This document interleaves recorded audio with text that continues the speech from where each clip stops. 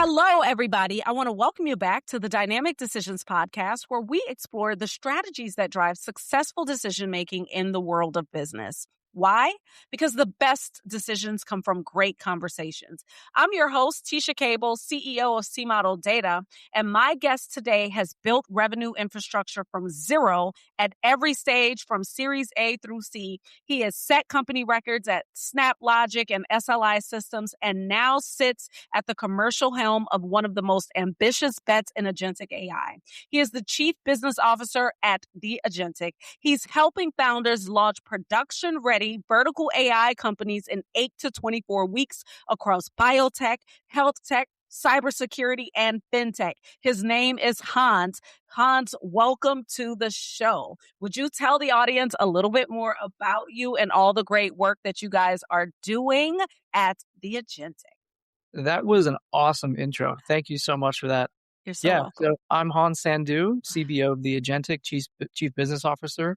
A little background on myself. I like to describe myself as somebody who grew up in the convergence of capital and technical markets. I was born in San Francisco. I've lived in Palo Alto and Mountain View my entire life. I'm a Menlo College grad. Very much. So wait, I got to interrupt you. My daughter went to Menlo. She graduated from Menlo. Okay, there you go. Oh my gosh. All right. Yeah. Menlo was easily one of the best decisions of my life. It encompassed me around so many different professionals. I had a couple of amazing mentors at Menlo. Actually, I will say that, one of the individuals, Ron Kovis, God rest his soul, he was on 13 boards when he passed away. He's an old school business guy, but definitely fundamentally shaped the way I think about business outside of just growing up in the area. Yeah. Different place to be than it is now, for sure. A lot of people are in other people's business via LinkedIn and stuff like that. It wasn't like that back in the day. The kind of the venture-backed ecosystem. I've been in early stage, venture-backed software for about a decade or so. I've had the opportunity to set revenue recognition records at multiple companies, whether it's public company, as you mentioned, SLI, which I was there for about 5 years, or earlier stage venture-backed companies that are backed by the Geitz and likes of Andreessen Horowitz, Tiger, whatever it may be. Right. Translated a lot of that success into having the opportunity to do advisory work, consultancy work, and then inevitably having the opportunity to invest as an LP or a limited partner into venture. So kind of cut my chops, I would say, as an operator for over a decade. Have a heck of a fun time doing it, to say the least, as well. That's me, I guess, at a really high level. The Agentic, we consider ourselves a hardcore tech business. We've been around for about 4 years or so. We take an AI lab approach towards building organizations. My business partner in this is a 4-time founder. I like to describe him as somebody who comes from technology lineage. But with that, we've worked with, a couple hundred companies, but we've had this AI lab approach and incubator, which has been a vertical AI incubator that we came out to market with about 15, 16 months ago or so. We work with these companies to get them to a point in which they're achieving positive revenue upwards of 100K, or they're accepting an investor's term sheet of that value. All of these companies are highly vertical in the sense they're very much aligned or attached to a particular industry or particular business outcome that they're driving towards. And we help facilitate that, right? So we've been doing this for about 15 or 16 months. Have about, I think, 49 products that are in production, have some companies that have generated upwards of $1 million in ARR in a period of a couple months. So it's been a lot of fun doing it. We work in a lot of highly regulated industries, but also people that have, domain expertise that understand specifics correlated towards, outcomes they're driving in their industry. So people like to joke and say, you guys are like anti-YC. It's not that we're anti-YC. It's the fact that we're working with people that, have been in domain for, 20, plus years, right? These aren't kids coming out of college that are getting backed by, certain ventures to go change industries. These are people that know the nuance of their space, know the specific outcomes or the quantifiable, outcomes for whatever it is that they're trying to achieve. So we have a heck of a fun time doing it too. Fantastic. So listen, the agentic AI category is really awash in capital and noise right now, right? But every few companies, they're actually like shipping production grade systems, especially in like these regulated industries. So when a domain expert walks through your door at the Agentic with a brilliant idea, what's the first commercial decision they almost always get wrong? Yeah, that's a great point. So, I will laugh and say, like, I think we've got a good set of data to go back with this. There's been times over the past year that we've been averaging upwards of like 15 discovery or intro calls a day, right? And I think that it is perspective to see how companies qualify for this program. So the company comes in, they qualify based off of what I call business and use case validity. Business validity meaning what's the outcome they're driving towards? How does AI help facilitate that? Use case meaning, we make money on token usage through our models, our LLMs, as well as our frameworks. How does that all fit into the picture, right? We think about that stuff, very, very seriously. To answer the question, what do people, always miss? I would say, something is only worth which one is willing to pay. That's business 101. I think that a lot of people try to price their things at a per seat basis, or they're thinking about AI in this paradigm that's wrapped around SaaS and software. One of the major differences that I see with companies that are successful or not successful in kind of this age of AI is really on the fundamental like business portion. So I think them not having a good understanding of specifically what is someone willing to pay for this, right? And usually they price it way, way, way lower than what somebody actually would be willing to pay for it. So a little more context on that. There's a push back to custom software implementations that we're seeing. And I would say companies that go to end clients or end customers with frameworks and then say, hey, let's go co-build or co-optimize, whatever it may be, to generate that outcome that you're driving towards. Guess what? That outcome that you're creating for them would be customer alpha in financial terms.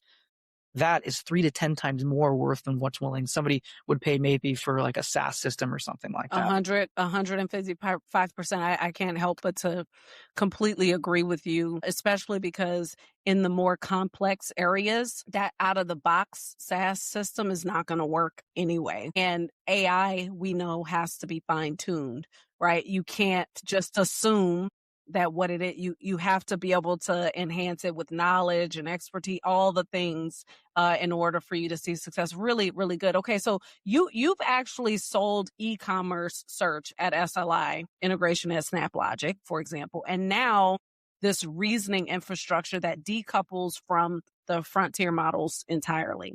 How has your filter for which partners to bet on changed now that you're underwriting Sans Critic and a co-build model instead of a software license?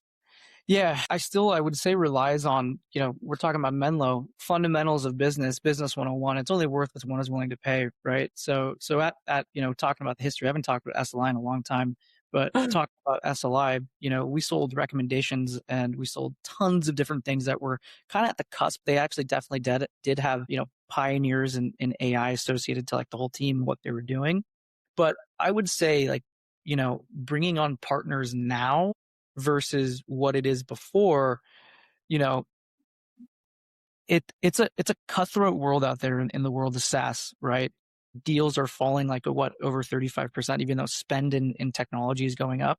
A lot of companies that are early stage are having a really, really hard time with getting kind of, business done. Why is that, I think, right? But when it comes to the companies that are coming through the agentic and partnering into our either our partnerships or utilizing our tech, it very much is correlated towards the use case or correlated towards the end outcome that they're driving towards, right? And we have to distinguish that really quickly in the sense of, okay, is this just a science project? Or is this, something that actually has, some viability towards it? Meaning they've gone through this track before, they're paying for something like that. Or you can run some quick math and understand, okay, what's the outcome for this? What's it really worth? You can really sense that pretty quickly if you're talking to the right person. What you tend to see within AI right now is a bunch of products, tons of things that are making all this noise. But what the reality is a lot of these are not working in production. And very frankly, they're very horizontal in nature. So, on 101, I joke and say there's a bunch of billboards all over the place that say, okay, you can automate this next thing, or even an AI BDR go-to-market tool. That's great. I don't necessarily focus on the things that are AI taste. I focused on hardcore problems that actually have, some form of, as I say, validity towards them. So with that, when I think about it more and more, and this is an intriguing question, it really, again, is kind of like fundamental business in the sense of, all right, what would I be willing to pay for this? Could our team even figure out a way to sell this? Right? Mm-hmm. Do I see this person, frankly, or this business unit being able to achieve this? Right? And what also is going on within to the fact of all of these other companies, they're very horizontal, meaning it's the same use case being applied to all of these different industries. There's so much nuance in all of these industries. And the way that I can think about it is, every person, their makeup, their biology is, a little bit different to an extent, right? Mm-hmm. That's really how we think about all these companies. So, yeah. Fantastic. So, and I think that the focus on outcomes, as you've spelled it out here, is probably one of the most important parts of everything you just said. So, y'all got that, people? What are you trying to do? So, listen, the Prometheus model, it's a departure from how venture building usually works. So, the founder keeps the equity and the IP. You take on the engineering, PM, sales, billing, and contracts. Can you kind of walk us through the moment that you and Akash decided that this was the right structure? And did you have to give up anything commercially to make that work? I'll say this. So, based on us being out there in the market and talking just to so many people, it became very, very apparent that the best domain experts, they are in domain still. They're still working at their jobs, right? To go out and to go find, a way to generate funding and create a SaaS business is very difficult, right? What's the path that one would have to take traditionally to build a software organization? You'd probably have to raise to build your product, right? Get to a point in which you've got an MVP, raise again, find some traction, and then maybe raise again. And then that's when you've got quote unquote product market fit. What you can do now is you can potentially create MVPs and also raise off of that traction once you've got that MVP in place. And you're probably a pre-seed or a seed cap table company that gets to a point in which you're post revenue. I think the whole model of company building is completely, completely changing. But the fact of the matter is that it's, I think, 0.4% of the individuals or companies that go seek funding actually get it, right? So when you're thinking about it in that kind of context, it makes sense to create something where, hey, how do we enable the individuals that are still in domain where it doesn't make sense or it's not responsible for them because they've got families, mortgages, maybe visa situations, right? Where they can't go leave and to go create a new company. And to that point, right, they're going to be 0.4% successful potentially to get into, the venture race of things. That, I got better odds going to Vegas, right, in my mind. So in that context, it made absolute sense for us to create something where, your domain expertise can turn into a revenue generating product where we hold and we help with everything else. Because also the reality is that entrepreneurship is not for everyone. It sounds fun, right? It sounds easy. I think that there's this kind of fallacy that goes along with being a founder where people think, this is this cool, pardon my French, but it's kind of this like sexy thing. I don't necessarily think so. This all really goes back into what the fundamentals of company building are. And there's a lot of things that people need to do, which, would make a successful company when it comes to billing, back office, sales, marketing, all the fundamental things to get you going. But, these people, one, they don't have the time. And two, it's not responsible for them to leave their job and go do that, right? What's the opportunity for them even getting the opportunity to go back to their job? Well, a lot of these people in domain are scared because of what's going on with AI. So Prometheus seemed, and it has been an evolutionary kind of step forward, right? Versus somebody coming to us in Launchpad with a company or an idea and us qualifying it from there. We've also gotten to the point where we know where our tech would be, very well suited and utilized and where our expertise could be utilized.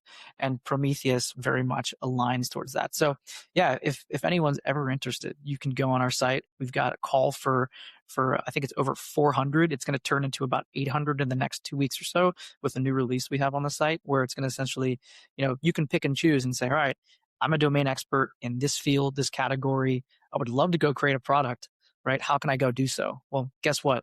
We can go build you, kind of a startup or a company in a box type of thing.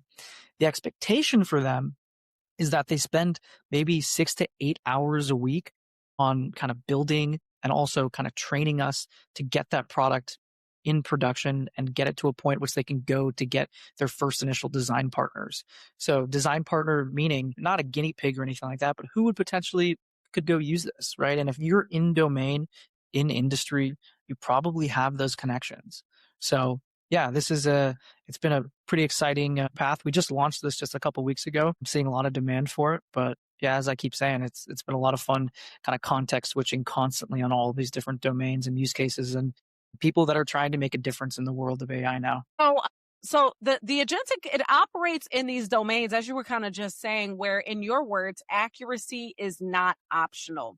There's a tension that really every applied AI company starts to face, right? Models hallucinate, customers want speed, and a wrong answer in health tech or fintech can really carry consequences where a wrong answer in marketing tech probably doesn't.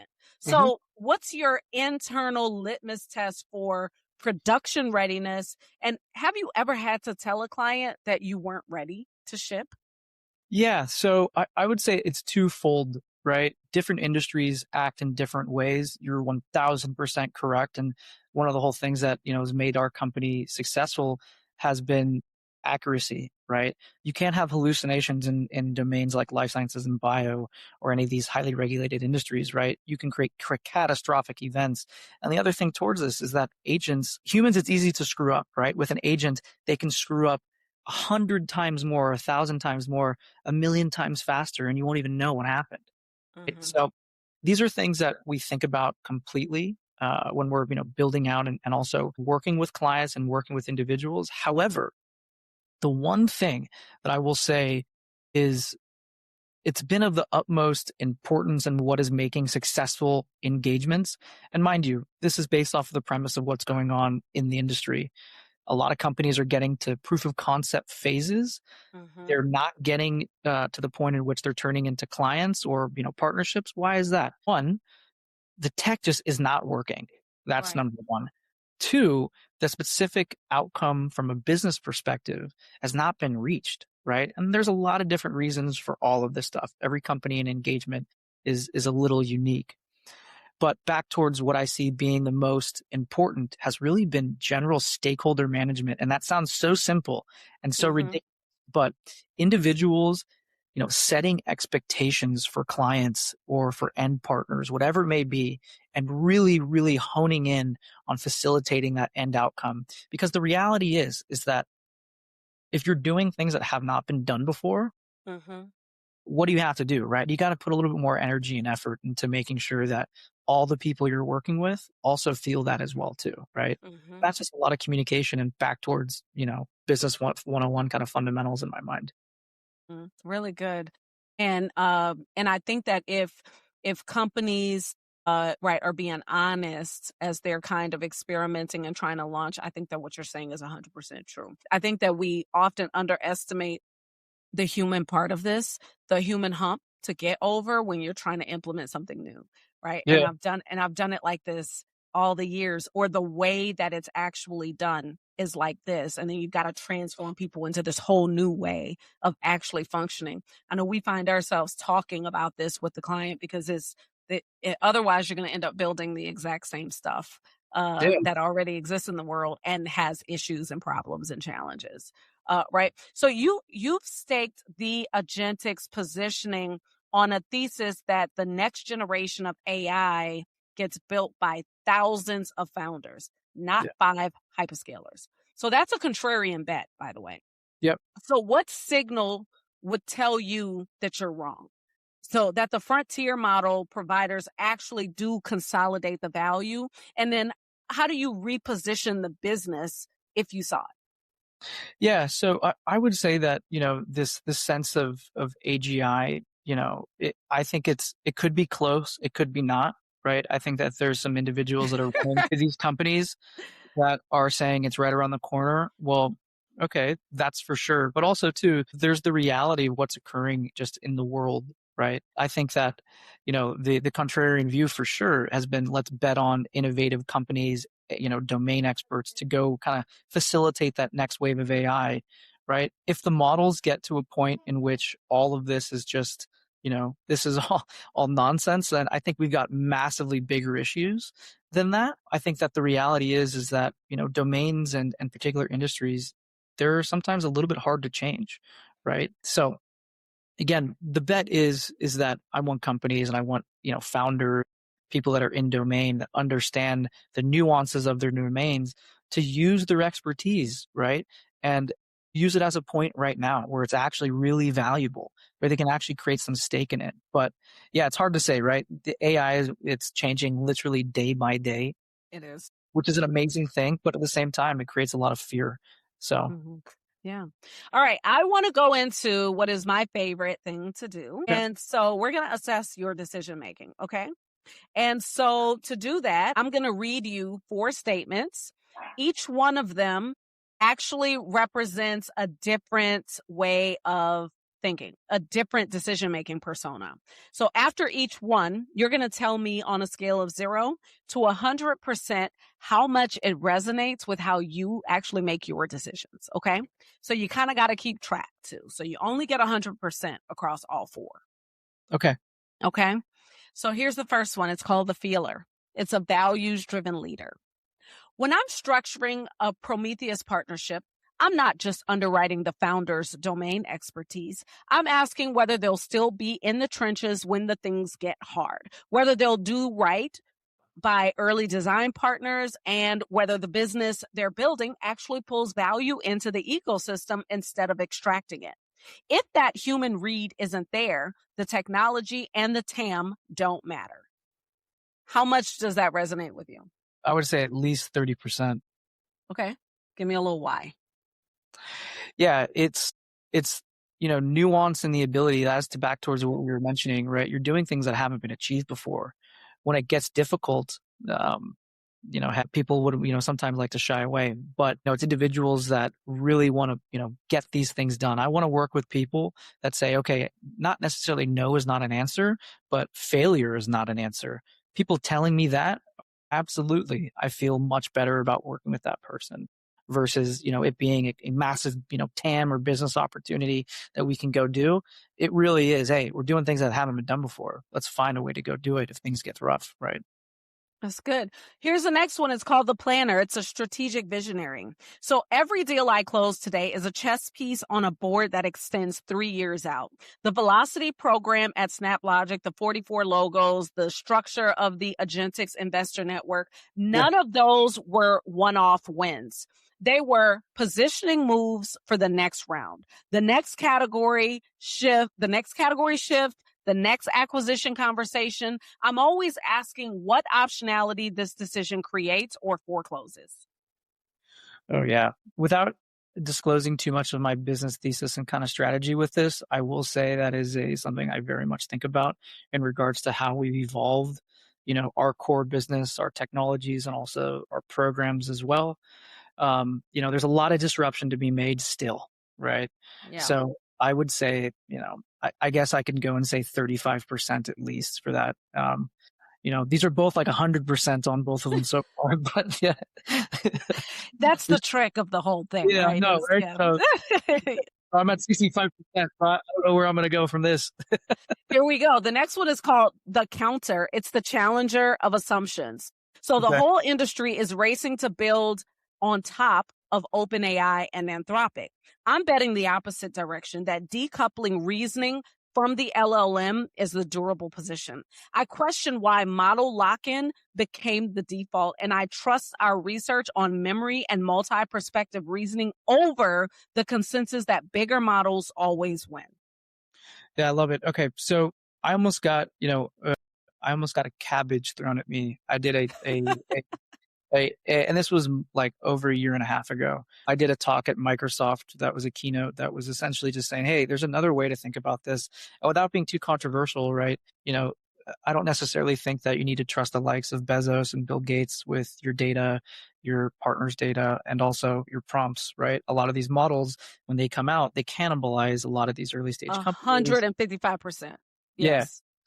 So thought process with this is very much kind of aligned towards that. With evolution of tech stacks and with evolution of what's going on in technology, Sanskritic allows you to own your reasoning agnostic of any model. We're pretty excited about that. I think that if you're talking to a CEO or somebody who's in a leadership position and he's saying, hey, guess what, dude? You can own your reasoning outside of any of these models. They'll look and say, how's that? Right. And that's a very, very, very value-driven position to be in. So, as tech changes, right, there could be other ways that we think about this, but I'm a big believer, and that's what the Agentic has always been, is private custom AI at the core of what we do. So, yeah, I would say from a percentage standpoint, things change, but, I'll leave that at maybe, I guess, 20%, right? Okay. All right. You ready for the last one? Yeah. It's called the data driver, evidence-based operator. So pipeline coverage, win rates, net new logos, ARR retention, that's the language I speak, and I've spoken it long enough to know which numbers actually predict outcomes and which ones are vanity. If a deal stalls on signals and data says are real, I trust the data. If the numbers say go and my gut says wait, I usually still go. Yeah, I would say this is in different contexts, right? So I only got 15% left. So I got to go with 50. But with that, the reason I say this is I've seen, and I've been in organizations, and since we're talking about my past, let's say SLI, I set records over there at a company that was 17 years old. They had a significant amount of data, but we came in and we changed a lot of the way the company operated. There was points at that time where I had systems in place where I could specifically understand what type of opportunities we needed at one point in time. And if we didn't get that, there was huge risk involved. So, I've also been at companies that, are Andreessen backed, that are at 100 million in ARR, that are reporting cultures. That was my whole thing when I started doing the advisory and the consultancy work and getting headhunted by a lot of early stage great companies, is that once you get into these organizations, there either is a doing culture or a reporting culture. Transparently, a lot of these companies, they're forecasting on BS data, right? You don't really know what's going on unless you're in the trenches, you're a leader who's actually understanding, okay, what's actually going on, and working with your reps or working with whoever it is on your team to understand, this is really what's going on in this. But can you start to forecast that in a way that's reasonable and also, highly accurate? I'll give you an example that I've seen that are backed by Tiger Global with massive amounts of funding, upwards of like 80 million. Some of their forecast accuracy of these companies is like less than 10%, 5%. Right. That is abysmal. That's crazy. Right. That actually sounds like the same stuff that you're seeing in with a lot of these AI companies, right? Yes, they might have traction, right? Or a lot of the ones that are in some of these incubators, they might have all of their clients that are all in the incubators with them as well. But the idea being that, a lot of this traction and a lot of this stuff is kind of fallacy in my mind, right? If there's one thing that kind of blows up, it's kind of blowing one ball, right? But again, it's these different cultures and different perspectives of really kind of what's moving the needle and what's not, right? But back towards a lot of these companies, their rates of return on like churn are absolutely abysmal. So yeah, unique place to be in right now. Definitely do got to follow your gut, but also you got to follow the data. If you don't have any data, then, kind of what are the decisions you're making? That's it. Good stuff, Hans. Thank you so much. And before we wrap up, for the business leader who's listening, who might feel that the AI shift is moving faster than they can plan against, what's the one decision that you would tell them to make this quarter so that they're not playing catch up next year? Get ahead of it. Get ahead of it now. Get in the sense of not running science projects, right? That's what I say. From day one, it's a cultural thing in terms of companies, right? Be somebody who gets in the trenches and understands, why are we doing this? How are we doing this? What's the justification for it? Right? Because you've got tons and tons of, let's say, bigger company, CEOs and leaders are saying, where's AI? Where's AI? Guess what? Architecture or infrastructure doesn't support any of these initiatives. So what do they go do? They go maybe try to do it internally, or they try to go, use one of these tools to go do certain things. But I think it's just, not wasting time and being very, very direct and deliberate. There's not a barrier to entry now to technology and also knowledge. Use that to your advantage, right? And come prepared, I would say, to every interaction that you get into towards. So again, fundamental business stuff, but it's funny. It's shown its ugly face now. Business 101. I love it. And I love that it's coming back to that. Where can our listeners find out more about you and learn more about what you're building at the Agentic? I love that. Thank you. Yeah, so you can follow me on or connect me on LinkedIn. We do a ton of events all throughout the Valley. So San Francisco, we've got a headquarters in downtown Palo Alto. We do a lot of events all through that. We either host or sponsor. I always say that, get out there, right? There's a lot of amazing people making amazing things. And, you can utilize human connections to get a little further than technology can right now. So yeah, that's what we do. But yeah, come out to any of those events, say what's up. I'm always happy to say. Fantastic. And to our listeners, thank you for tuning in. Please remember that the best decisions come from great conversations. And if this episode hit home for you, subscribe it, share it, rate it, and join us next time. And let's keep the conversation going using Dynamic Decisions Podcast. Until the next time, keep questioning, keep growing, and keep leading with purpose.